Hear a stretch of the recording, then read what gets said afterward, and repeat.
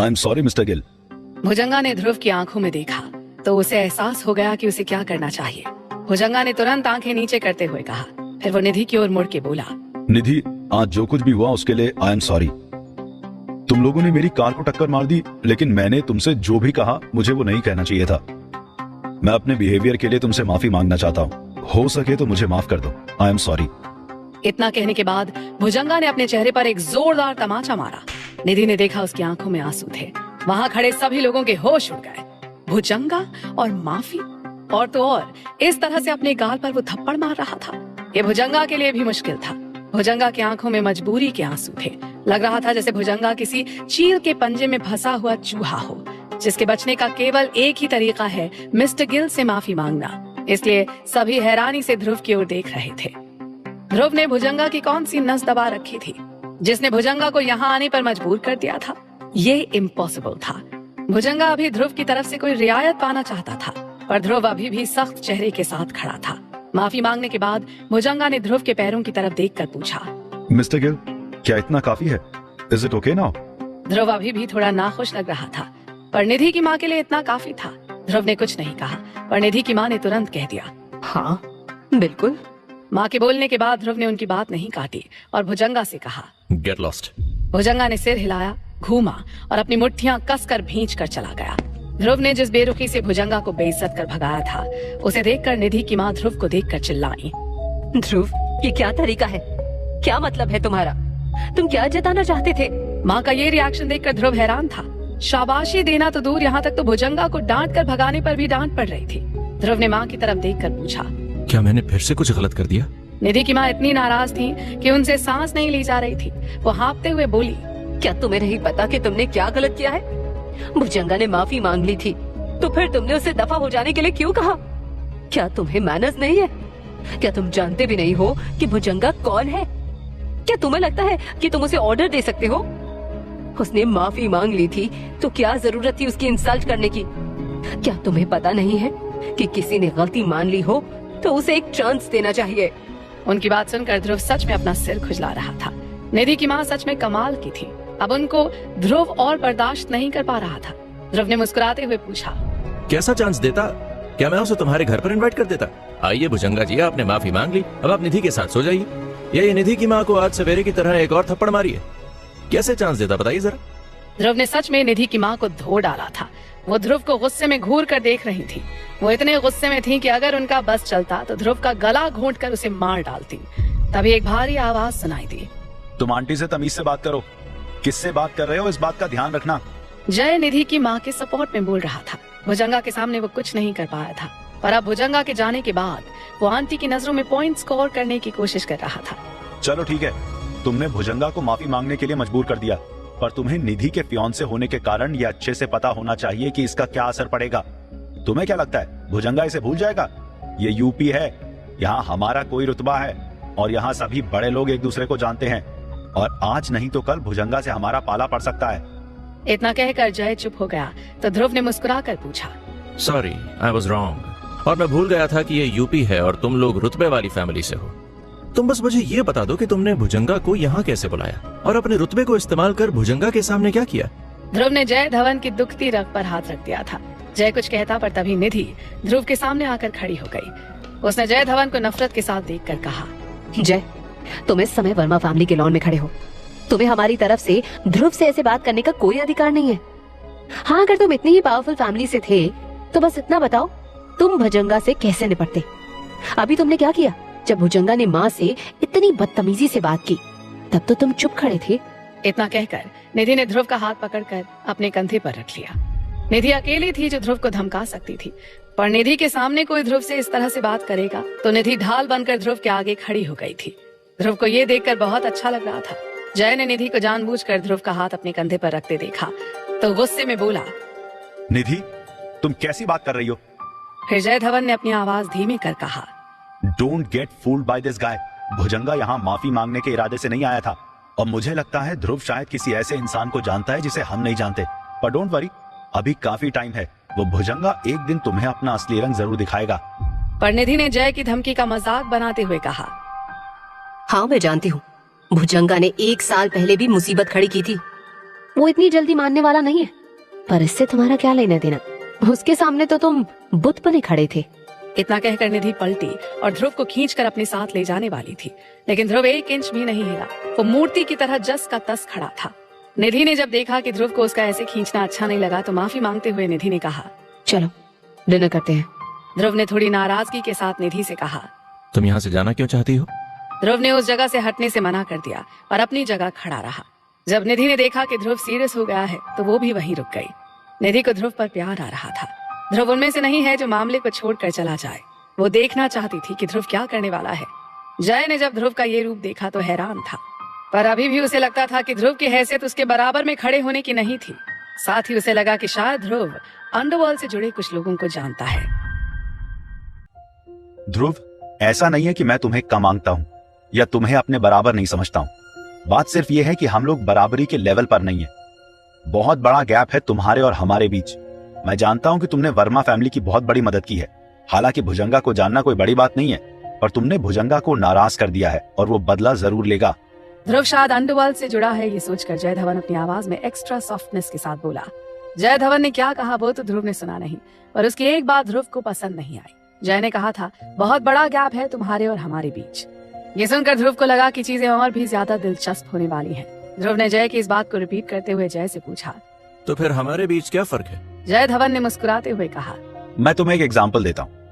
हालांकि अभी वापस अपने देश लौटे मुझे ज्यादा समय नहीं हुआ है, पर मुझे यहाँ आते ही प्रगति मैदान की ओपनिंग सेरेमनी का इनविटेशन आ चुका है।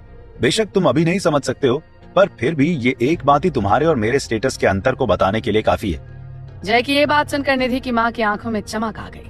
वर्मा फैमिली को भी प्रगति मैदान की ओपनिंग सेरेमनी का इनविटेशन मिला था, लेकिन इसलिए कि वो लोग यूपी की एक पैसे वाली फैमिली से थे और वर्मा फैमिली के काफी करीबी थे। पर जय तो अभी अभी विदेश से आया था, उसे भी इस फंक्शन का इनविटेशन मिलना कोई छोटी बात नहीं थी। ओह, केवल तुमको ही इनविटेशन मिला है या और भी किसी को मिला है? ध्रुव के सवाल पर जय धवन ने भी वैसे ही मुस्कुराते हुए कहा, बेशक धवन फैमिली के सभी मेंबर्स को भी इनवाइट किया गया है। क्यों, तुमको जलन हो रही है? जलन? ध्रुव ने बेफिक्री से कहा। जय धवन, तुमको अभी इसी समय से गेस्ट लिस्ट से हटा दिया जाता है। ध्रुव की बात सुनकर जय की हंसी फूट पड़ी। उसे समझ में ही नहीं आ रहा था कि ध्रुव क्या कह रहा है। क्या ध्रुव को लगा कि ये कोई बच्चों का खेल है? जय ने ध्रुव का मजाक बनाते हुए कहा, ध्रुव, मैंने आंटी से सुना है कि तुमने अभी अभी अपना ग्रेजुएशन पूरा किया है और अभी तक सोसाइटी से अपना तालमेल नहीं बिठा पाए हो। मैं ये भी समझ सकता हूँ कि तुम लोगों की नजरों में खुद को कुछ दिखाना चाहते हो। तुम जताना चाहते हो कि तुम कितने केपेबल हो और क्या कर सकते हो, लेकिन प्लीज अपने और निधि के बीच के अंतर को हमेशा ध्यान रखो। जय धवन अपनी बात पूरी करता, पर तभी ध्रुव फिर से हंसते हुए बोला,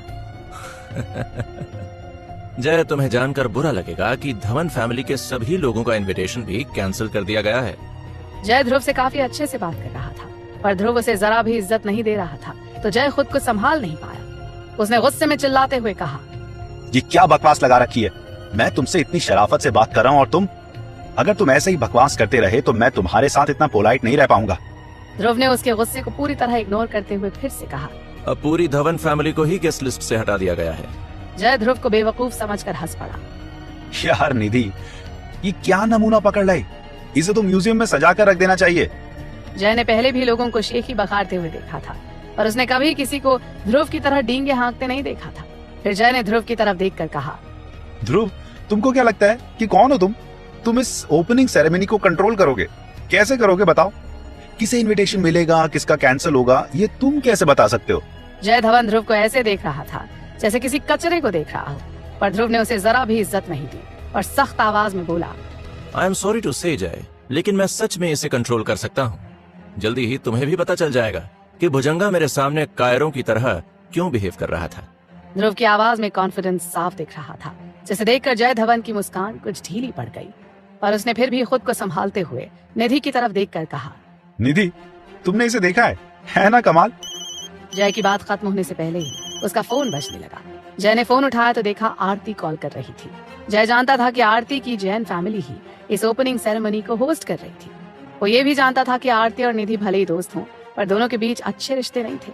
कॉल उठाने के बाद दूसरी तरफ से आरती की आवाज आई, जय, कैसे हो?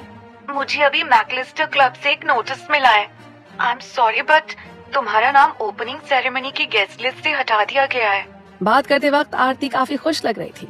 उसे मैकलिस्टर क्लब से कॉल आया था। आखिरकार अब वो भी मैकलिस्टर क्लब में शामिल हो सकती थी। इतना कहकर आरती ने जय से कोई और बात नहीं की और तुरंत फोन रख दिया। इतनी बड़ी खबर सुन के जय धवन ने कुछ भी रिएक्ट नहीं किया। वो आरती को डांटना चाहता था, लेकिन आरती ने पहले ही फोन रख दिया। आरती इस बात से ही खुश थी कि मैकलिस्टर क्लब से उसे डायरेक्ट फोन आया था। आरती को ऐसा लग रहा था कि पूरी जैन फैमिली चमकने वाली थी। उधर फोन रखने के बाद जय धवन घबराया हुआ लग रहा था। क्या बकवास है, अभी भुजंगा का मसला सुलझ नहीं पाया था कि अब धवन फैमिली को ओपनिंग सेरेमनी की गेस्ट लिस्ट से निकाल दिया गया था। निधि मुस्कुरा रही थी। जय धवन के साथ पूरी धवन फैमिली को ओपनिंग सेरेमनी की गेस्ट लिस्ट से बाहर निकाल दिया गया था। निधि जानती थी कि इसके पीछे किसका हाथ हो सकता है और जिस शख्स ने ये फैसला लिया था वो ध्रुव ही होगा। निधि ने कहा, चलो डिनर करें। निधि को अब काफी बेहतर महसूस हो रहा था, पर जय के एक्सप्रेशंस अच्छे नहीं लग रहे थे। उसे पता था कि धवन फैमिली इस समय परेशान होगी। जय ने कहा, आई एम सॉरी, मैं आज डिनर नहीं कर पाऊंगा, अभी मुझे जाना पड़ेगा। जय को अब खाना खाने की इच्छा नहीं थी। जय की बात सुनकर निधि ने ध्रुव का हाथ अपने कंधे से हटाकर कमर पर रख लिया और जय से पूछा, ये कैसे हो सकता है? Are you sure? क्या तुम वाकई डिनर नहीं करोगे? जय ने ध्रुव को देखकर एक गहरी सांस ली और बगैर कुछ बोले चला गया। आरती, अभी ये तुम क्या कह रही थी? What do you mean? Nidhi के घर से बाहर आते ही जय ने सबसे पहले आरती को कॉल किया। निधि, आरती और जय एक दूसरे को स्कूल से जानते थे। आरती जय को पसंद करती थी, पर जय निधि पर फिदा था। जय के ऐसे पूछने पर आरती ने जवाब दिया, जय, आई एम सॉरी फॉर दैट। अभी थोड़ी देर पहले मैकलिस्टर क्लब ने मुझे कॉल किया था। मुझे ऐसा करने को कहा गया था। मैं कुछ नहीं कर सकती थी, बट डोंट वरी, मैं कोई न कोई इंतजाम कर दूंगी। आरती जय से अच्छे से बात कर रही थी, पर जय को उसकी बात पर विश्वास नहीं हो रहा था। McAllister club? कुछ दिन पहले ही वो विदेश से वापस आया था और अभी तक उसकी केवल ध्रुव से ही थोड़ी अनबन हुई थी। ध्रुव ने कहा था कि उसका नाम गेस्ट लिस्ट से हटा दिया गया है और ये सच था। और जय को समझ नहीं आ रहा था कि ध्रुव जैसा इंसान मैकलिस्टर क्लब को कैसे कंट्रोल कर सकता है। आरती ने हंसते हुए धीमी आवाज में कहा, हाँ यार, मैकलिस्टर क्लब ने कुछ गेस्ट को लिस्ट से हटाने के लिए कहा था, पर चिंता मत करो, मैं तुम्हें ऑन टाइम प्रायोरिटी एक्सेस दे दूंगी। इस तरह मैकलिस्टर क्लब भी नाराज नहीं होगा और तुम भी प्रगति मैदान में आ सकते हो। हालांकि जय अभी भी बहुत गुस्से में था, पर वो जानता था कि वो कुछ नहीं कर सकता। उधर वर्मा हाउस में निधि के पापा अनुराग वर्मा भी वापस आ चुके थे। जब उन्होंने ध्रुव, निधि और अपनी पत्नी को देखा तो खुशी से मुस्कुराते हुए बोले, अरे बाहर क्यों खड़े हो? आओ अंदर चलो, बैठकर कुछ बातें करते हैं। कई सालों बाद मुलाकात हुई है। निधि के पापा ऐसे बात कर रहे थे जैसे जिंदगी भर से जानते हो। इससे ध्रुव थोड़ा हैरान हो गया। क्या हम पहले कभी मिले हैं? ध्रुव को याद ही नहीं आ रहा था। वो हमेशा दिल्ली में रहा था और यूपी आने का कभी कोई मौका नहीं मिला। वहीं निधि की माँ ने अनुराग को देखा तो मुड़ी और मुंह बनाते हुए घर से बाहर चली गई, जिसे देखकर ध्रुव थोड़ा अनकंफर्टेबल हो गया था। पर अनुराग ने बात संभालते हुए कहा, इट्स ओके, तुम्हारी आंटी ऐसी ही है, मैं इन सब का आदी हो गया हूँ, उसकी चिंता मत करो।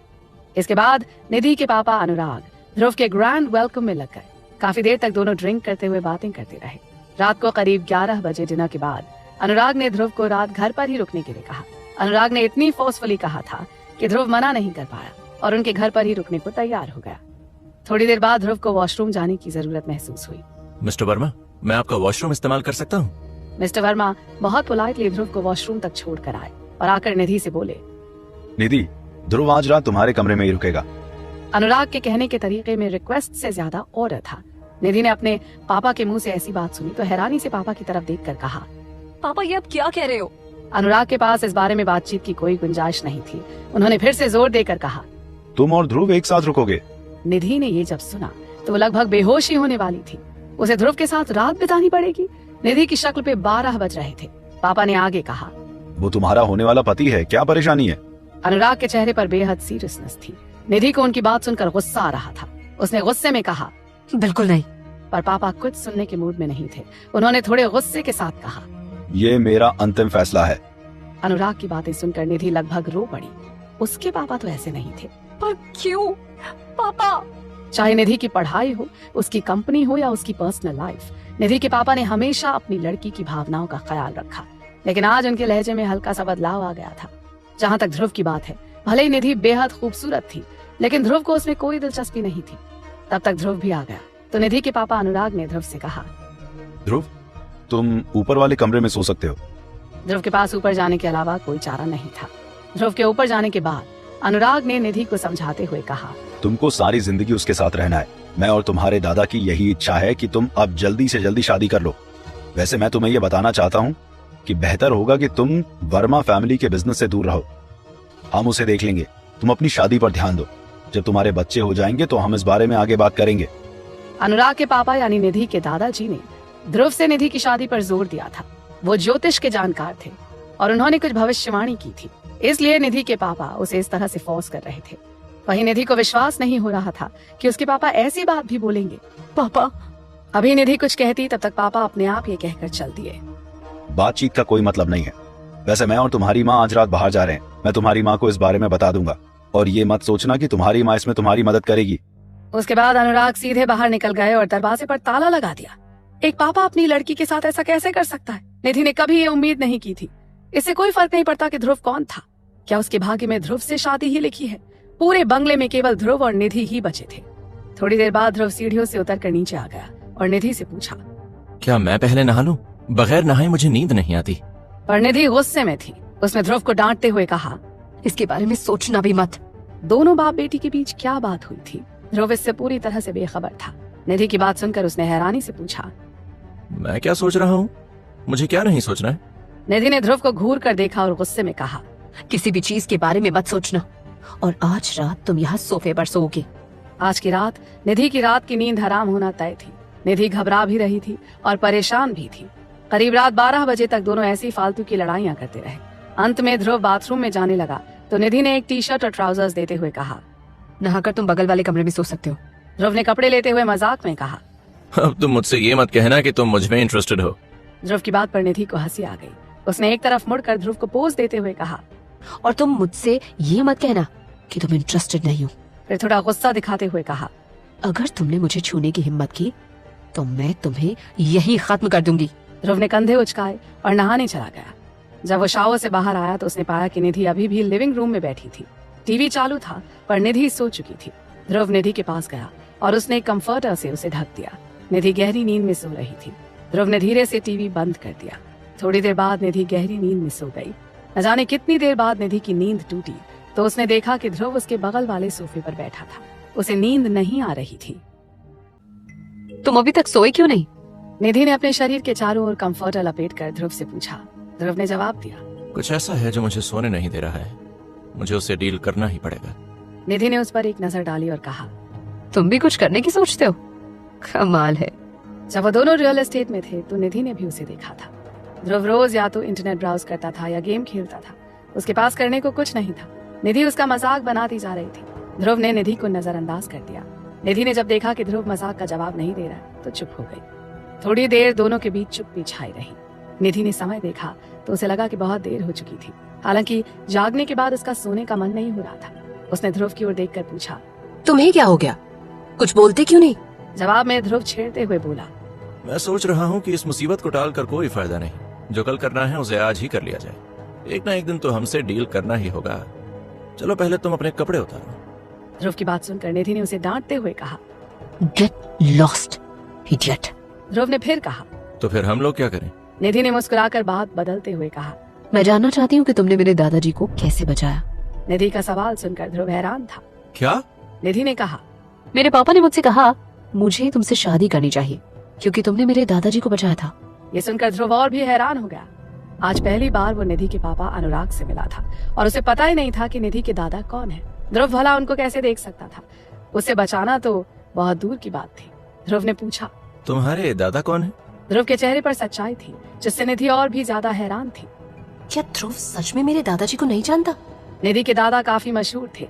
ज्योतिष की दुनिया में उनका काफी नाम था। वो रत्नों के भी काफी अच्छे जानकार थे। निधि अपने पापा की बातों को नजरअंदाज कर सकती थी पर दादा की बातें उसे माननी ही पड़ती थी। जिस दिन उसके पापा ने कहा कि ये उसके दादा का आदेश था, उस दिन ही निधि को समझ में आ गया था कि ध्रुव से ही उसकी शादी होगी।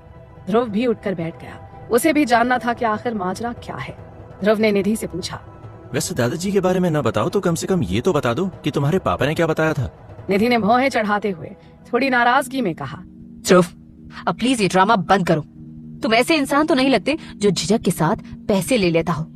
तुम्हें तो खुशी के साथ बताना चाहिए कि तुमने उस समय मेरे दादाजी को बचाया था, है ना? ध्रुव सच में कंफ्यूज था। उसने पूछा, तुम्हारे दादाजी का क्या नाम है? क्या वो अभी भी जिंदा है? ध्रुव की बात सुनकर निधि इतने गुस्से में थी कि उसे समझ नहीं आ रहा था कि वो क्या कहे। ध्रुव ने फिर से पूछा, तुम्हारे पापा ने तुम्हें क्या बताया था? ध्रुव के सवाल सुनकर निधि ने ध्रुव की आंखों में झांक कर देखा। कहीं से ऐसा नहीं लग रहा था कि वो झूठ बोल रहा हो। निधि ने मन ही मन सोचा, क्या ध्रुव को सच में कुछ याद नहीं? ये नामुमकिन है। जो भी दादाजी को जानता है उसे ये बात जरूर याद होगी। दादा की घटना ने उस समय पूरे देश में हलचल मचा दी थी। इसे याद कैसे नहीं है? जब निधि के दादाजी विदेश में गए थे तो उन्हें वहाँ कुछ हो गया था। उस समय वर्मा फैमिली को खबर मिली थी कि दादाजी के जिंदा वापस आने की कोई उम्मीद नहीं है। पूरी वर्मा फैमिली में हर कोई निराश था। सबको यही लग रहा था कि दादाजी नहीं बचेंगे।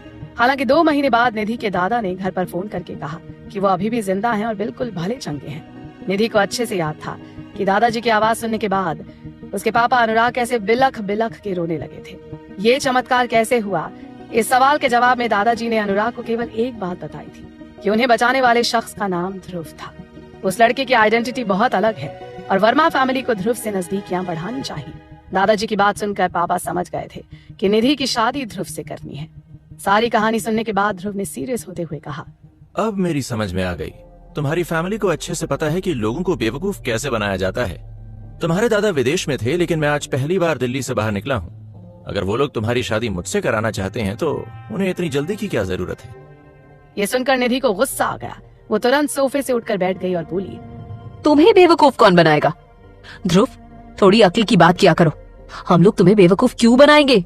निधि के गुस्से भरी बात पर ध्रुव ने मजाक में कहा, क्यों, तुम मेरा शरीर पाना चाहती हो? इतना कहकर ध्रुव ने सोफे पर रखे कंफर्टर से खुद को ढक लिया। निधि गुस्से से लाल हो गई थी। उसने पहले भी कई बेशर्म लोगों को देखा था, लेकिन ध्रुव जैसे किसी बेशर्म इंसान को पहले कभी नहीं देखा था। न निधि सारी बात ठीक से बता पाई और न ही ध्रुव ही समझ पाया कि क्या हुआ था। सारी बातें अभी भी साफ नहीं हो पाई थी। ध्रुव निधि को बाय कहकर सोने चला गया। सोने से पहले उसने निहाल को एक मैसेज भेजा। निहाल कुछ और कामों में फंसा था और उन चीजों को लेकर ध्रुव से ज्यादा सतर्क था। अगली सुबह जब ध्रुव उठा तो उसे निहाल का एक मैसेज मिला। निहाल ने कहा था कि वो जसविंदर से कहेगा कि ध्रुव को सब कुछ समझा दे। ध्रुव और भी ज्यादा हैरान था। जसविंदर को कैसे पता चलेगा कि उसके साथ क्या हुआ था? जागने के बाद ध्रुव ने देखा कि निधि घर पर नहीं थी। कुछ देर बाद निधि जॉगिंग कर वापस आ गई। उसने स्पोर्ट्स सूट पहन रखा था जिसमें वो और भी ज्यादा खूबसूरत लग रही थी। उसकी बॉडी एकदम परफेक्ट थी, खासकर उसकी खूबसूरत लंबी टांगे। ध्रुव एक टक निधि को ही देख रहा था तो निधि ने पूछा, तुम ऐसे क्या देख रहे हो? निधि ने ध्रुव की ओर देखकर आंख मारी और नहाने चली गई। ध्रुव को समझ में नहीं आ रहा था कि निधि ने उसे देखकर आंख क्यों मारी। 3 दिन तक उसके पास करने को कुछ नहीं था। इन 3 दिनों के दौरान निधि के माता पिता घर पर आने वाले नहीं थे, पर इससे भी ध्रुव और निधि के बीच के रिश्ते में कोई बदलाव आने वाला नहीं था। जैसे तैसे 3 दिन बीत गए। तीसरे दिन प्रगति मैदान की ओपनिंग सेरेमनी थी। निधि तैयार होकर वहां पहुंच चुकी थी। प्रगति मैदान के गेट पर आरती पीले रंग की ड्रेस में सभी गेस्ट्स का वेलकम करने के लिए खड़ी थी। निधि को देखकर आरती मुस्कुराते हुए बोली, धन्य हो निधि मैडम, तुम इतनी जल्दी क्यों आ गई? आराम से आती। आरती निधि को ताना मार रही थी कि काम के दिन भी मेहमानों की तरह आ रही है। जवाब में निधि ने कहा, जल्दी आकर क्या यहाँ कुर्सियाँ लगवाती? दोनों मुस्कुराते हुए गले मिल गई। निधि ने चारों ओर देखा तो प्रगति मैदान में बहुत सारे लोग आए थे। काफी वीआईपी लोग भी थे। उत्तर प्रदेश के कई जाने माने बड़े पॉलिटिकल पार्टी के बड़े लीडर्स भी दिख रहे थे। निधि ने हैरानी से पूछा, आरती, तुमने इतने सारे लोगों को कैसे इनवाइट कर लिया? निधि को इस पर विश्वास नहीं हो रहा था। जैन फैमिली इतनी पावरफुल तो नहीं थी कि गवर्नमेंट और ऑपोजिशन दोनों ही पार्टियों के नेताओं को एक साथ बुला पाए। निधि, तुम्हें शायद पता नहीं है कि प्रगति मैदान को जिसने हमसे लिया है वो कोई और नहीं, मैकलिस्टर क्लब का कोई बिग शॉट है। जैसे ही ये बात फैल गई, मैकलिस्टर के साथ बहुत से लोग प्रगति मैदान में इन्वेस्ट कर चुके थे। वो सभी क्लब के नाम सुनकर यहाँ आ गए। आरती ने मुस्कुराते हुए कहा, मैकलिस्टर क्लब का नाम ही इतना पावरफुल था कि लोग अपने आप यहाँ आ गए। ये सुनकर निधि भी काफी हैरान थी। उसी समय ध्रुव भी आता दिखाई दिया। निधि और आरती दोनों में से किसी को उम्मीद नहीं थी कि ध्रुव यहाँ आएगा। आरती उसे देखकर चिल्लाई, रुको उसे। आरती को विश्वास नहीं हो रहा था कि ध्रुव प्रगति मैदान में भी आ जाएगा। क्या उसे अपनी बेइज्जती की कोई परवाह नहीं है? कितना गंदा इंसान है। बगैर बुलाए किसी की पार्टी में कैसे आ सकता है? बगैर इनविटेशन के अंदर नहीं आ सकते थे तो वो अंदर आने में कैसे कामयाब हुआ? आरती ने गुस्से में निधि से पूछा, निधि, क्या तुमने अपने निकम्मे फियांसे को इतना भी नहीं बताया कि वो यहाँ नहीं आ सकता? ध्रुव को देखकर आरती का सारा गुस्सा निधि पर फूट रहा था। तुम उस निकम्मे बेवकूफ को इतने बड़े ओकेजन पर आने के लिए कैसे कह सकती हो? अगर उस बेवकूफ ने कुछ भी गड़बड़ की तो क्या तुम्हारी रिस्पॉन्सिबिलिटी होगी?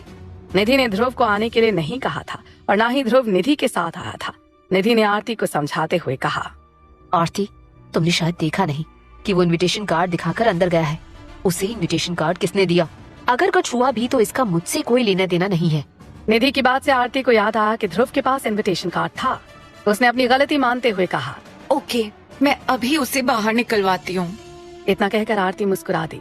आरती को लगा कि अगर निधि को अपने फियांसे की परवाह नहीं है तो ध्रुव को बाहर निकलवाने पर निधि उसे दोषी नहीं ठहरा सकती।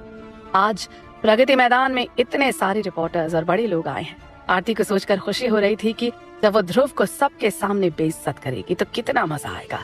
ये सोचकर आरती ध्रुव को ढूंढने के लिए आगे बढ़ी, पर तभी एंट्रेंस पर उसे किसी ने रोकते हुए कहा, आरती, तुम इतनी जल्दी में कहाँ जा रही हो? आरती ने देखा कि दो उसकी उम्र की लड़कियां उसे देखकर मुस्कुरा रही थीं। उनमें से एक का नाम काजल मोरे था। वो आरती और निधि की क्लासमेट थी। पहले कभी जब आरती उन दोनों से मिलती थी तो उसी कॉलेज वाले अपनेपन के साथ मिलती थी, पर आज आरती खुद को थोड़ा सुपीरियर दिखा रही थी। आरती ने खुद को ऐसे दिखाया जैसे इन लोगों के और आरती के बीच बहुत बड़ा अंतर हो। उसने काजल को पूरी तरह से इग्नोर करते हुए कहा, कुछ जरूरी काम है। आरती ने काजल को पूरी तरह नजरअंदाज कर दिया। काजल थोड़ी क्यूरियस थी। वो थोड़ी तेजी से चलते हुए आरती के पास आ गई। आरती की नजर ध्रुव को ढूंढ रही थी, पर जब ध्रुव नहीं मिला तो वो दरवाजे पर तैनात सिक्योरिटी गार्ड पर बरसने लगी। मैंने आप लोगों से पहले ही कह दिया था कि थोड़ा केयरफुल रहिए, फिर भी आप लोग किसी को भी अंदर क्यों जाने दे रहे हैं? आरती का गुस्सा देखकर सिक्योरिटी गार्ड ने डरते हुए जवाब दिया, मैम, उनके पास इनविटेशन कार्ड है, तभी उसे अंदर जाने दिया। सिक्योरिटी गार्ड की बात सुनकर आरती का पारा चढ़ गया। उसके पास इनविटेशन है? ये कैसे हो सकता है? क्या तुमको लगता है कि प्रगति मैदान की ओपनिंग सेरेमनी का इनविटेशन पाना इतना आसान है? आरती गुस्से में आपसे तुम पर आ गई थी और आरती का गुस्सा देखकर सिक्योरिटी गार्ड कुछ नहीं बोल सका। उसी समय काजल ने आरती से पूछा, आरती, क्या तुम उस जेंटलमैन को ढूंढ रही हो जो अभी अभी अंदर आया है? काजल का जवाब सुनकर आरती जोर से हंसते हुए बोली, काजल, क्या तुम अंधी हो? वो तुम्हें जेंटलमैन कहाँ से लग रहा था? वो एक बेहुदा इंसान है जो पता नहीं यहाँ कैसे घुस आया है। वो कचरा इंसान है जिसे तुरंत बाहर निकालना है। उसके बाद आरती ने किसी से ध्रुव को ढूंढने के लिए कहा, जैसे ही वो मिल जाए उसे बाहर मत निकालना, पहले मैं उससे मिलूंगी। मुझे देखना है कि वर्मा फैमिली ने ध्रुव को प्रगति मैदान में क्यों भेजा है। जल्द ही ध्रुव सर्वेलेंस कैमरे की नजर में आ गया। सिक्योरिटी टीम के चीफ ने आरती से कहा, मैम, हमने उसे ढूंढ लिया है। ये सुनकर आरती मुस्कुराते हुए बोली, उसे पकड़ने के लिए लोगों को भेजो। उससे पूछो कि वर्मा फैमिली ने उसे यहाँ क्यों भेजा है। प्रगति मैदान की ओपनिंग सेरेमनी में ये खबर मीडिया में चलनी चाहिए। ये हमारी पब्लिसिटी के लिए जरूरी खबर होगी। ये खबर थोड़ी धमाकेदार होनी चाहिए। आरती मीडिया के सामने बताना चाहती थी कि निधि ने अपने लिए एक ऐसे बेशर्म इंसान को ढूंढा है। थोड़ी देर बाद सिक्योरिटी गार्ड ने फोन पर कहा, मैम, हमने उसे घेर लिया है। वेरी गुड, मीडिया को बुला लो। इतना कहने के बाद आरती की आंखों में चमक आ गई। अब जाकर आरती ने काजल की ओर देखकर पूछा, सॉरी यार, इसने मेरा काफी टाइम बर्बाद कर दिया। वैसे तुम मुझसे क्या कहना चाह रही थी? काजल ने ध्रुव के बारे में पूछा। आरती, तुम जिस जेंटलमैन को ढूंढ रही हो? काजल की बात पूरी होने से पहले ही आरती का गुस्सा फूट पड़ा। उसने काजल को बीच में टोकते हुए कहा, जेंटलमैन? क्या जेंटलमैन लगा रखा है? क्या तुम पागल हो गई हो? वो इंसान नहीं, कचरा है, कचरा। आरती की बात पर काजल थोड़ी नाराज होकर बोली, तुम उसे नहीं जानती। काजल की बात सुनकर आरती को और भी ज्यादा गुस्सा आ गया। उसने गुस्से में कहा, मुझे उसे क्यों जानना चाहिए? वो फटीचर निधि का निखट्टू फियांसे है। आरती काजल की बात सुन ही नहीं रही थी, पर काजल असल में आरती की मदद करना चाहती थी। इसलिए उसने गहरी सांस ली और एक बार में कहना शुरू किया, ओके आरती, सुनो, मैंने उसे एंट्रेंस गेट पर देखा था और वो मिस्टर मेहता के साथ बात कर रहा था। ऐसा लग रहा था कि दोनों एक दूसरे को जानते हैं।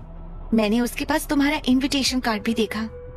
मुझे लगा कि तुम उसे जानती होगी। आरती ने हैरानी से अपनी भौहें चढ़ाते हुए पूछा, कौन मिस्टर मेहता? जिस पर काजल ने जवाब दिया, वही जो मैकलिस्टर क्लब के चीफ का असिस्टेंट है, जयेश मेहता। क्या तुम उसे नहीं जानती? जब हमने मैकलिस्टर क्लब के लिए अप्लाई किया था तो हमारी फैमिली को मिस्टर मेहता से मिलने के लिए कहा गया था। क्या? काजल की बात सुनकर आरती पूरी तरह से हैरान थी। मैकलिस्टर क्लब के चीफ का असिस्टेंट भी यहाँ आया है, पर आरती को इस बारे में कोई जानकारी नहीं थी। मैकलिस्टर क्लब ने कोई इन्फॉर्मेशन क्यों नहीं दी? सोच सोचकर आरती का सिर चकरा रहा था। वहीं काजल ने खुशी से कहा, तुमने कहा कि वो निधि का फियांसे है। It's a great news. मैं अभी जाकर निधि से मिलती हूँ। रुको, आरती को भी लगा कि उसने गलत सुना है। उसने काजल को अपनी तरफ खींचते हुए कहा, क्या तुम्हें पक्का यकीन है कि वो मिस्टर मेहता से बात कर रहा था? हाँ यार, आई एम श्योर वो मिस्टर मेहता से ही बात कर रहा था। और सच कहूँ तो मिस्टर मेहता उससे बहुत पोलाइटली बात कर रहे थे। उसके बाद उन्होंने निधि के फियांसे को अपना इनविटेशन भी दिया। काजल ने कॉन्फिडेंटली कहा। ये सुनते ही आरती को लगा उसका सिर फटने वाला था। आरती ध्रुव को नाराज कर सकती थी, पर अगर ध्रुव मिस्टर मेहता के साथ आया है तो मिस्टर मेहता के साथ खिलवाड़ करने की हिम्मत आरती में नहीं थी। सटीक कहें तो आज प्रगति मैदान में मौजूद कोई भी शख्स मिस्टर मेहता को नाराज करने की हिम्मत नहीं कर सकता था। मैकलिस्टर क्लब के असिस्टेंट ने ध्रुव को इनविटेशन कार्ड दिया था। उसी समय आरती का फोन फिर से बजने लगा। फोन का जवाब देने से पहले आरती की नजर सामने खड़ी भीड़ पर गई तो डर के मारे उसे ठंडे पसीने आने लगे। सिक्योरिटी गार्ड ने घबराते हुए फोन पर कहा, मैम यहाँ कुछ हो रहा है, प्लीज आप जल्दी यहाँ आ जाइए। वहाँ प्रेस रिपोर्टर किसी का इंटरव्यू लेने लगे थे। आरती ने डरते हुए पूछा, व्हाट हैपेंड? वहाँ क्या हो रहा है? उधर से आवाज आई, मैकलिस्टर क्लब के लोगों का कहना है कि आपने इस इवेंट के लिए उनके नाम का गलत इस्तेमाल किया है। जब आरती ने ये सुना तो वो बेहोश होने लगी थी। उसने कभी नहीं सोचा था कि मैकलिस्टर क्लब का असिस्टेंट यहाँ आ जाएगा। आरती को घबराहट हो रही थी। उसने तुरंत गार्ड को समझाते हुए कहा, सबसे पहले उन्हें शांत करने की कोशिश करो। फोन के दूसरी ओर सिक्योरिटी गार्ड ने पोलाइटली जवाब दिया, मैम मैं नहीं कर पा रहा हूँ, मेरे मेथड यहाँ काम नहीं कर रहे हैं, प्लीज आप तुरंत यहाँ आइए। आरती ने स्क्रीन की ओर देखा और देखा कि पत्रकार ध्रुव के सामने खड़े थे। हालांकि वो ध्रुव का इंटरव्यू नहीं ले रहे थे। प्रेस रिपोर्टर समेत सभी का फोकस केवल जैन फैमिली पर था। जैन फैमिली को मैकलिस्टर क्लब ने फंड नहीं किया था, फिर भी जैन फैमिली ने उनके नाम का गलत इस्तेमाल किया था। मैकलिस्टर क्लब के इन्वेस्टमेंट के कारण बहुत से लोग यहाँ आए थे, लेकिन अब पता चल रहा है कि जैन फैमिली के इस इवेंट का मैकलिस्टर क्लब से कोई लेना देना नहीं है। इसलिए सारी सिचुएशन आरती के बस से बाहर होती चली जा रही थी। इधर आरती की कुछ समझ में नहीं आ रहा था कि वो क्या करे। उधर काजल निधि से मिलकर बातें करने लगी। काजल ने क्यूरियसली निधि से पूछा, निधि, क्या वो शख्स सच में तुम्हारा फियांसे है? भले ही निधि इस बात को एक्सेप्ट नहीं करना चाहती थी, लेकिन उसके पास कोई चारा नहीं था। उसने हाँ कहने के अंदाज में सिर हिलाया, जिस पर काजल ने मुस्कुरा कर कहा, तेरी पसंद तो कमाल की है। काजल ने अपनी आंखों से मिस्टर मेहता को ध्रुव के साथ बात करते देखा था। मिस्टर मेहता ध्रुव को पूरी इज्जत दे रहे थे। इससे काजल को इतना तो समझ में आ गया था कि ध्रुव कोई छोटा मोटा इंसान तो नहीं था। काजल की बात सुनकर निधि हैरान थी। क्या कहा मिस्टर मेहता? काजल ने निधि के एक्सप्रेशन देखे तो नकली गुस्सा दिखाते हुए कहा, ओके ठीक है, मुझे सब पता है, तुम्हें इतना दिखावा करने की जरूरत नहीं, समझी? आरती जो पास में खड़ी उन दोनों की बातें सुन रही थी, वो पूरी तरह से हैरान थी। वो समझ ही नहीं पा रही थी कि इस समय इस सिचुएशन में उसे क्या करना है। वो ये भी नहीं समझ पा रही थी कि इस मामले को कैसे निपटाया जाए। उसकी शक्ल रुआसी थी। ऐसे में उसे केवल निधि पर ही भरोसा था। आरती ने निधि की ओर देखकर पूछा, निधि, क्या तुम मिस्टर मेहता को जानती हो? निधि ने ना के अंदाज में सिर हिलाया। वो भला मिस्टर मेहता जैसे बिग शॉट को कैसे जान सकती थी। आरती ने निधि को जोर देकर कहा, तो फिर जल्दी से ध्रुव को फोन करो और उससे पूछो कि क्या वो मिस्टर मेहता को जानता है। आरती के पहले और अब के रवैये में जमीन आसमान का अंतर था और निधि ने कुछ रिएक्ट नहीं किया। निधि को ऐसे खड़ा देखकर आरती ने रोते हुए कहा, प्लीज निधि, जल्दी से कॉल करो, मेरी खातिर उससे पूछो। इस समय केवल एक ही शख्स है जो अब इस परेशानी से पार लगा सकता है और वो है मिस्टर मेहता। प्लीज निधि, एक बार कॉल करके देखो। आरती ने मिस्टर मेहता को इनविटेशन नहीं दिया था, लेकिन फिर भी वो वहां आ गए थे। इसका केवल एक ही कारण था कि जैन फैमिली ने मैकलिस्टर क्लब की रेपुटेशन का इस्तेमाल कर इस इवेंट के बारे में गलत जानकारी फैलाई थी। शायद इसलिए ही मिस्टर मेहता यहाँ आए थे और इसलिए आरती रोकर ध्रुव से बात करना चाहती थी। वही ध्रुव जिसे आरती ने बेइज्जत करने में कोई कसर नहीं छोड़ी थी। अगर ये बात साबित हो गई कि आरती ने गलत जानकारी दी थी, पूरा मैकलिस्टर क्लब समेत यहाँ आए सभी गेस्ट जैन फैमिली से नाराज हो जाएंगे और आने वाले समय में जैन फैमिली को इसका भारी नुकसान होगा।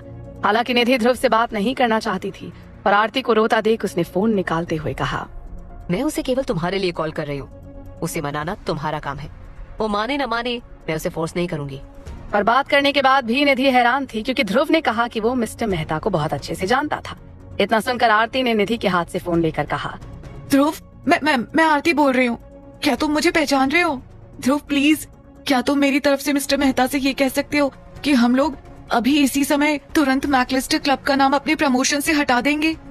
आरती को पता था कि अगर चीजें इसी तरह चलती रहीं तो न केवल मैकलिस्टर क्लब नाराज होगा, बल्कि वो लोग भी जिन्होंने प्रगति मैदान को अगले 3 साल के लिए किराए पर लिया था। आरती की बात सुनकर ध्रुव ने अपना सिर हिलाते हुए कहा, तुमने सही आदमी को कॉल किया है आरती। पर मैं तुम्हारी कोई मदद नहीं कर सकता। मेरे आसपास बहुत सारे लोग हैं और हमारे बीच इतने अच्छे कनेक्शन भी नहीं है। फिर भी मैं कोशिश करूंगा। पहले कॉल रखो। आरती कांपने लगी। अब हर मिनट और हर सेकंड उसके लिए बहुत इंपॉर्टेंट था। हर गुजरते मिनट के साथ जैन फैमिली के लिए हालात बदतर होते जा रहे थे। आरती ने ध्रुव से लगभग रिक्वेस्ट करते हुए अपनी आवाज धीमी कर ली। वो जानती थी कि इस समय ध्रुव से भीख मांगने के अलावा वो और कुछ नहीं कर सकती थी। प्लीज ध्रुव, तुम क्या चाहते हो? तुम्हें निधि से माफी मांगनी होगी। आरती निधि से माफी मांगने के लिए जरा भी तैयार नहीं थी। अगर उसे निधि से माफी मांगनी पड़ी तो इसका मतलब था कि वो निधि के सामने झुक गई है। आरती ने ध्रुव से कहा, मैंने क्या गलत किया है ध्रुव? मुझे निधि से माफी क्यों मांगनी पड़ेगी? वो और मैं अच्छी दोस्त हैं। जवाब में ध्रुव ने आरती को झाड़ते हुए कहा, आरती तुम बहुत खतरनाक चालबाज लड़की हो। हालांकि तुम्हारी चालें मेरे सामने नहीं चल पाई हैं। ध्रुव कुछ कहते कहते रुक गया। फिर उसने आगे कहा, बेशक ये तुम्हारे ऊपर है। तुम माफी मांगो या मना कर दो। The choice is yours. Dhruv की बात सुनकर आरती हैरान थी। ध्रुव को क्या पता चल गया है? आरती ने गुस्से में अपनी मुट्ठियां भींचकर निधि की ओर देखा। बेशक वो माफी नहीं मांगना चाहती थी। इतने सालों से उसे निधि के कारण कितना दबाव झेलना पड़ा था और अब जाकर आखिरकार उसे अपना नाम बनाने का मौका मिला था। आरती ने गुस्से से पैर पटकते हुए कहा, ठीक है ध्रुव, मैं देखना चाहती हूँ कि तुम मुझसे माफी कैसे मंगवाते हो। आरती ने गहरी सांस लेकर आगे कहा, अगर तुम मिस्टर मेहता को जानते भी हो तो क्या? ज्यादा से ज्यादा क्या होगा? मुझे मैकलिस्टर क्लब से माफी मांगनी पड़ेगी। हाँ, मैंने मैकलिस्टर क्लब का नाम अपने प्रमोशन में इस्तेमाल किया था, पर ऐसे नहीं लिया था। इसका कारण ये है कि जिस शख्स ने प्रगति मैदान को 3 साल के लिए किराए पर लिया है वो मैकलिस्टर क्लब से है। और रही बात निधि से माफी की, तो माय फुट, मैं चाहूँ तो निधि को सारी जिंदगी अपना गुलाम बनाकर रख सकती हूँ। आरती बहुत स्ट्रेस में थी और उसे कुछ समझ नहीं आ रहा था कि वो क्या बोल रही है। उस समय निधि और काजल उसके सामने ही खड़ी थीं, पर ध्रुव को उसकी बात पर जरा भी गुस्सा नहीं आ रहा था। कोई बात नहीं आरती, मुझे उम्मीद है कि तुम्हारी किस्मत भी उतनी अच्छी होगी जितना तुम बोल रही हो। ध्रुव मुस्कुरा रहा था। आरती को ये सहन नहीं हुआ। उसने गुस्से में कहा, ध्रुव, भले ही तुम मिस्टर मेहता को जानते हो, पर फिर भी तुम बेकार हो। सुन रहे हो ना तुम? You are good for nothing. इतना कहकर आरती ने फोन काट दिया और तुरंत अपने लोगों को फोन करके कहा कि मैकलिस्टर क्लब से जुड़ा सारा प्रमोशन मटेरियल वापस ले लें। साफ था कि जैन फैमिली मैकलिस्टर क्लब के नाम का फायदा उठाना चाहती थी और अगर मिस्टर मेहता आ भी गए थे तो भी जैन फैमिली के खिलाफ कोई ठोस सबूत नहीं था। जब आरती ने कॉल खत्म की तो काजल ने आरती से पूछा, आरती, व्हाट्स रॉन्ग? जवाब में आरती ने कुछ नहीं कहा। वो निधि को खा जाने वाली नजरों से देख रही थी और फिर बोली, काजल, कुछ लोग ऊपर से तो बहुत अच्छे दोस्त लगते हैं, पर पीठ पीछे वो क्या करते हैं, क्या सोचते हैं, कुछ कहा नहीं जा सकता। आरती ने टॉन्ट मारते हुए कहा। काजल ने आरती की बात को सीरियसली नहीं लिया, लेकिन निधि की समझ में आ गया था कि आरती के कहने का क्या मतलब है। आरती ने निधि को नजरअंदाज करते हुए काजल से पूछा, क्या तुम मेरे साथ आना चाहोगी? अचानक आरती के ऐसा पूछने पर काजल हैरान थी। उसने पूछा, आरती, हम कहाँ जा रहे हैं? काजल हैरान थी, पर ऐसा लग रहा था जैसे आरती के अंदर का सारा डर खत्म हो चुका था। आरती ने कहा, ऑफ कोर्स, मैं आज तुमको कुछ बड़ा होते हुए दिखाने वाली हूँ। अब भले ही जैन फैमिली मैकलिस्टर क्लब में शामिल नहीं हो पाएगी, लेकिन अगर प्रगति मैदान को 3 साल की लीज पर लेने के लिए वो शख्स आ गया या उस बिग शॉट की मंजूरी मिल गई तो भी उत्तर प्रदेश में जैन फैमिली की अलग पहचान होगी। काजल जानती थी कि आरती किसी मुसीबत में है, इसलिए वो आरती के साथ जाने को तैयार हो गई। ठीक है आरती, मैं तुम्हारे साथ आ रही हूँ। इतना कहकर काजल ने निधि की ओर देखकर पूछा, निधि, क्या तुम भी हमारे साथ आना चाहोगी? इससे पहले कि निधि को जवाब देती आरती ने कह दिया, कोई जरूरत नहीं है। हर कोई इतना बड़ा इवेंट होते हुए नहीं देख सकता, खासकर वो जिन्होंने जिंदगी भर दूसरों को दबाया है। वो मेरे जैसों को ऊपर उठता नहीं देख सकते। उसके बाद आरती काजल को अपने साथ लेकर सीधे उस जगह पर गई जहां दोनों पार्टीज के बीच साइन होने वाले थे। जब वो जा रहे थे तब तक बहुत सारी अफवाहें फैल चुकी थी, पर आरती उन्हें पूरी तरह से नजरअंदाज करते हुए आगे बढ़ गई। आरती के दिमाग में केवल एक ही शख्स था, वो बिग शॉट जिसके साथ आज अग्रीमेंट साइन होने वाले थे। सारा इंतजाम तैयार था, रेड कार्पेट बिछाया जा चुका था। आरती को उसका बेसब्री से इंतजार था। आरती चाहती थी कि वो जल्दी आ जाए। उधर जैन फैमिली के वेल विशर और आरती से मिलने वाले लगातार आकर आरती को बधाई दे रहे थे। कांग्रेचुलेशंस आरती। बधाई हो आरती, प्रगति मैदान तुम्हारे हाथों में आकर इतनी कीमती जगह बन गया है। तुम जैन फैमिली का नाम रोशन कर रही हो। पर आरती की नजर अपनी घड़ी में थी। वो एक सेकंड के लिए भी इंतजार नहीं कर सकती थी। आरती थोड़ी परेशान थी। उसने अपने खास बटलर को देखकर पूछा, क्या खबर है? वो अभी तक क्यों नहीं आया? जब बटलर ने समय देखा और पाया कि जो टाइम तय किया गया था वो बीत चुका था, चिंता बढ़ती जा रही थी। बटलर ने आरती से पूछा, मैम क्या मैं अनाउंस कर उनसे यहाँ आने की रिक्वेस्ट करूँ? आरती ने अपना सिर हिलाकर उसे मना करते हुए कहा, रिक्वेस्ट? क्या तुम जानते भी हो कि वो कितनी बड़ी पर्सनालिटी हैं? हमें उनको ऐसे नहीं बुलाना चाहिए। आरती ने ऐसा करने की हिम्मत नहीं की। कुछ देर सोचने के बाद बटलर मान गया कि ऐसे नहीं बुलाना चाहिए, इसलिए उसने फिर से कहा, तो मैम मैं दरवाजे पर जाकर उनका इंतजार करता हूँ। जैसे ही वो दिखेंगे मैं आपको बता दूंगा। आरती को एक एक पल काटना भारी पड़ रहा था। ऐसा लग रहा था जैसे वो फट जाएगी। किसी बड़ी मुसीबत के आने से पहले काश वो आकर इस अग्रीमेंट पर साइन कर देता तो सारी परेशानी हल हो जाती। कुछ मिनट बाद आखिरकार बटलर ने आरती को गेट से इशारा किया और खुद उसके स्वागत में आगे बढ़ते हुए बोला, most welcome mister Gill. Gate पर मौजूद सभी लोग काफी खुशी से आगे बढ़ते हुए बोले, मिस्टर गिल वेलकम। आरती को इस पल का बेसब्री से इंतजार था। उसने एक बार शीशे में खुद को देखा और तुरंत उनका स्वागत करने के लिए आगे बढ़ी। वो अग्रीमेंट जिसमें साइन होने थे अभी भी उसके हाथ में था। वो खुद भी देखना चाहती थी कि मिस्टर गिल देखने में लगते कैसे हैं। तभी काफी भीड़ के बीच एक शख्स किसी वीआईपी की तरह चलता हुआ गेट से धीरे धीरे अंदर आता हुआ दिखा। उसे देखकर आरती के होश उड़ गए। आरती के मुंह से निकला, ध्रुव गिल? तुमने इस आदमी को अंदर क्यों आने दिया? आरती को भी ये पता नहीं था कि ध्रुव का सरनेम गिल है और उसे इस बात पर बिल्कुल भी यकीन नहीं था कि ध्रुव ही वो इंसान है जिसने बगैर प्राइज देखे सीधे प्रगति मैदान के लिए हाँ कर दिया था। बटलर की समझ में नहीं आया कि आरती क्या कह रही है। उसने हैरानी से पूछा, ये आप क्या कह रही हैं? मैं कुछ समझा नहीं। आरती ने उसे गुस्से में देखकर कहा, यू मेड अ मिस्टेक। तुम गलत आदमी को अंदर ले आए हो। बटलर के चेहरे के सारे भाव बदल गए। उसने कहा, नहीं मैम, हमने कोई गलती नहीं की। आरती ने उसे देखकर थोड़ी नाराजगी से कहा, क्या अग्रीमेंट पर साइन करने वाले शख्स का नाम निहाल नहीं है? बटलर को अब समझ में आ गया कि आरती इतना कंफ्यूज क्यों थी। उसने आरती को समझाते हुए कहा, लेकिन जिस शख्स के नाम पर एग्रीमेंट बनाया गया है वो ध्रुव गिल ही है। ध्रुव उन दोनों की बातें सुन रहा था। उसने कहा, निहाल मेरे बटलरों में से एक है। क्यों, क्या मैं बटलर नहीं रख सकता? आरती हैरान थी और बहुत देर तक उसके मुंह से एक शब्द भी नहीं निकल पाया। उसका चेहरा पीला पड़ चुका था। वहीं मीडिया से जुड़े लोगों ने ध्रुव को घेर कर सवाल करने शुरू कर दिए। मिस्टर गिल, प्रगति मैदान के एग्रीमेंट पर साइन करने के पीछे आपका क्या पर्पस है? ध्रुव ने मुस्कुराते हुए कहा, मैंने सुना है कि प्रगति मैदान में काफी पोटेंशियल है। मैं इस पर साइन करने जा रहा हूँ। दरअसल इस जगह को मैं किसी को एज अ गिफ्ट देना चाहता हूँ। किसी को इतना महंगा गिफ्ट कौन देता है? फूलों से भी तो काम चलाया जा सकता है। उस रिपोर्टर की बात सुनकर लोग हंस पड़े। ध्रुव ने इसका कोई जवाब नहीं दिया। वो केवल मुस्कुरा दिया। तभी एक और सवाल आया, मिस्टर गिल, ये जगह आप किसे गिफ्ट देने जा रहे हैं? निधि वर्मा को। इतना कहते ही ध्रुव ने पीछे मुड़कर आरती की ओर देखा। आरती के पैर ढीले पड़ गए थे। वो जमीन पर गिर पड़ी। अगले ही पल मानो हंगामा मच गया और सारा मंजर बदल गया, मानो हड़कंप मच गया हो। इसे खरीद कर निधि को देने जा रहे हैं। भले ही वर्मा फैमिली का काफी नाम था, पर निधि वर्मा को लोग इतने अच्छे से नहीं जानते थे।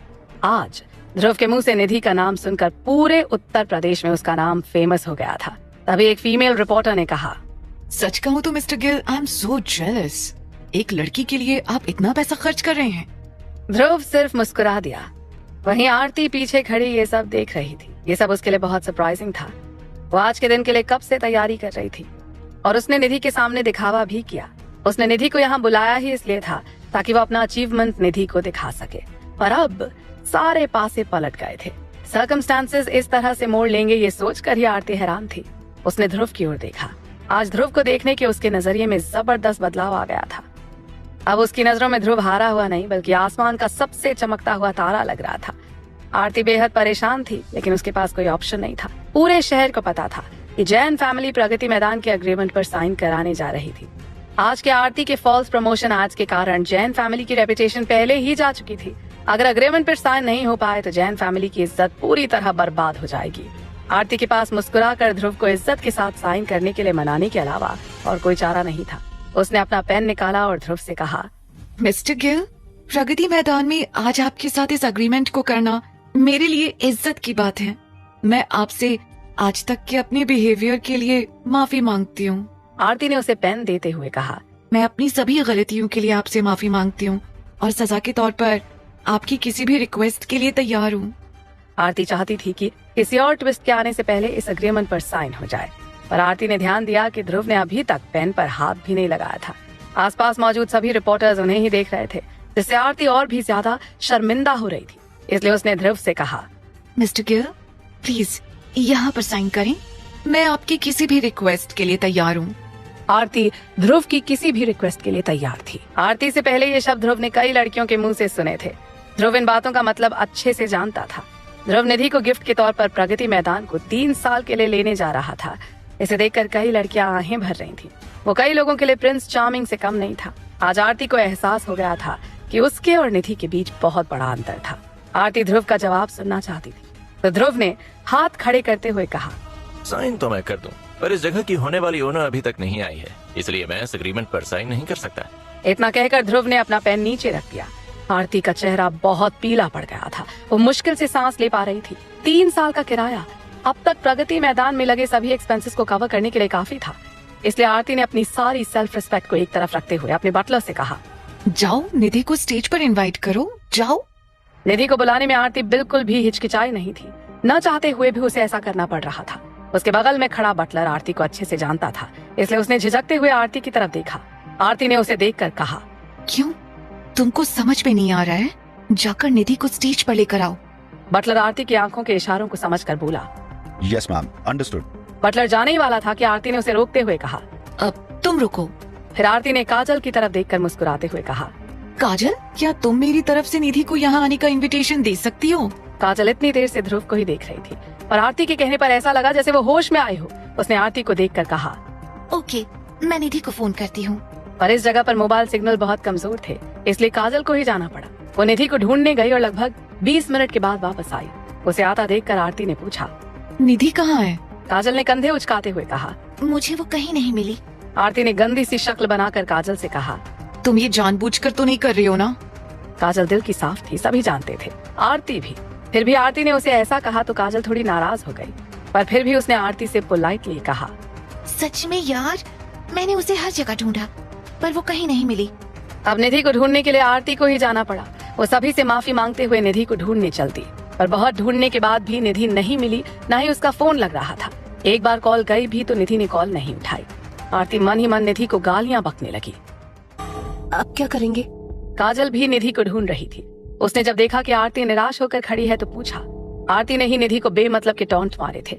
शायद इससे नाराज होकर निधि चली गई होगी।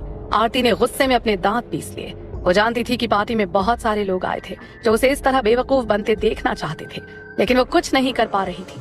भले ही उसे अपना गुस्सा निगलना पड़े, लेकिन उसे जल्द से जल्द इस मामले को निपटाना था। आरती ने इवेंट वेन्यू से बाहर जाकर निधि को कॉल करने का फैसला किया। काजल, यहाँ सिग्नल नहीं आ रहे हैं। मैं बाहर जाकर उसे कॉल करने की कोशिश करूंगी, तुम जरा यहाँ नजर रखना। आरती तेज कदमों से बाहर आ गई और तुरंत अपना मोबाइल फोन निकाल कर निधि को फोन किया। इस बार निधि का फोन कनेक्ट हुआ, पर निधि ने फिर से कोई जवाब नहीं दिया। आरती को लग रहा था कि निधि ने जानबूझकर ऐसा किया होगा।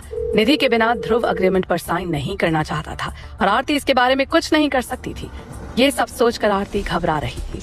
तभी एक सिक्योरिटी गार्ड तेजी से उसके पास आकर बोला, मैम, क्या आप मिस निधि वर्मा को ढूंढ रही हैं? हाँ। आरती का जोश और आवाज दोनों ही ठंडे पड़ चुके थे। सिक्योरिटी गार्ड ने फुसफुसाते हुए कहा, मैम, मुझे लगता है कि मैंने उन्हें किसी आदमी के साथ एग्जिट गेट से बाहर जाते देखा था। ये सुनते ही आरती की आंखें भर आईं। उसे लगा कि उसने गलत सुना है। निधि किसी के साथ चली गई थी। आज ओपनिंग सेरेमनी में शामिल होने के लिए कई मशहूर लोग आए थे। उनमें से लगभग सभी मैकलिस्टर क्लब का नाम सुनकर आए थे। ये जानने के बाद कि प्रगति मैदान केवल मैकलिस्टर क्लब के नाम का गलत इस्तेमाल कर रहा था, उनमें से ज्यादातर लोग तुरंत चले गए थे। इसके साथ साथ अगर आज आरती अग्रीमेंट पर साइन न करवा पाई तो प्रगति मैदान की सारी रेपुटेशन बर्बाद हो जाएगी। आरती अपने आप से नाराज थी। उसने क्यूरियसली पूछा, वो किसके साथ गई है? सिक्योरिटी गार्ड ने अपना सिर हिलाते हुए कहा, मुझे नहीं पता और मैं पूछने की हिम्मत भी नहीं कर पाया। आरती ने ऊपर देखा तो एग्जिट गेट पर एक सिक्योरिटी कैमरा लगा हुआ था। उसे देखकर आरती ने गार्ड से कहा, जाकर सिक्योरिटी कैमरे चेक करो। 1 मिनट रुको, मैं भी आ रही हूँ। मुझे सारे फुटेजेस दिखाओ। इतना कहकर आरती उस गार्ड के साथ सर्वेलेंस रूम की ओर चली गई। आरती की चाल देखकर पता चल रहा था कि उसकी हिम्मत टूट चुकी है। यह इवेंट एक टोटल ब्लंडर साबित हुआ था। थोड़ी देर बाद गार्ड ने आरती को वो फुटेजेस दिखाए। उसे देखते ही आरती की आंखों में अचानक से चमक आ गई और उसके होठों पर एक मुस्कान आ गई। निधि सच में किसी के साथ चली गई थी और आरती जानती थी वो किसके साथ गई थी। आरती खुद से ज्यादा निधि के बारे में जानती थी। इस समय आरती के चेहरे पर उसकी पुरानी कुटिल मुस्कान लौट आई थी। आरती बेफिक्र होकर वापस सिग्नेचर वेन्यू पर लौट आई थी। आरती को देखकर आसपास खड़े लोग इसी बारे में बात कर रहे थे। मिस जैन, आपने काफी लंबा इंतजार किया। निधि वर्मा मैम प्रगति मैदान में ही थी। वो कहाँ गई, कुछ पता चला? हाँ, मैं बता रही हूँ कि मिस्टर गिल आज निधि को इतना बड़ा सरप्राइज देना चाहते थे, पर शायद आरती निधि से ना जलती है, इसलिए उसने उसे इस इवेंट से भगा दिया। मैं एंट्रेंस गेट पर थी, तब मैंने देखा कि आरती निधि वर्मा से काफी बुरी तरह से बात कर रही थी। उनका लहजा अच्छा नहीं लग रहा था, पर मैंने सोचा कि दोनों बचपन की सहेलियां हैं, इसीलिए ज्यादा ध्यान नहीं दिया। इवेंट में ज्यादातर लोग जा चुके थे, अब केवल तमाशा बीन रिलेटिव्स और पत्रकार ही बचे थे, और सभी ने आरती को विलन बना दिया था। लोगों की टोन और भी ज्यादा कठोर होती जा रही थी।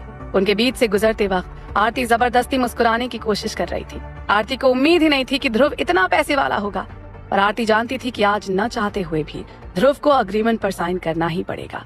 आरती ध्रुव के पास गई और कान में फुसफुसाते हुए कहा, मिस्टर गिल, निधि चली गई है। मेरी आपको यही एडवाइस है कि आप इस अग्रीमेंट पर साइन कर दें। ध्रुव को समझ में आ गया था कि आरती के शब्दों में खतरे का इशारा था, और अफसोस की बात यह थी कि आरती गलत आदमी को धमकाने की कोशिश कर रही थी। ध्रुव ने पहले ही सबको बता दिया था कि अगर निधि न आई तो वो निधि के बिना इस पर साइन नहीं करेगा, इसलिए ध्रुव ने आरती से पूछा, क्या होगा अगर मैंने इस पर साइन नहीं किए तो? ध्रुव को इतना बेफिक्र देखकर आरती ने कहा, अग्रीमेंट पर साइन करना ना करना मिस्टर गिल की इच्छा।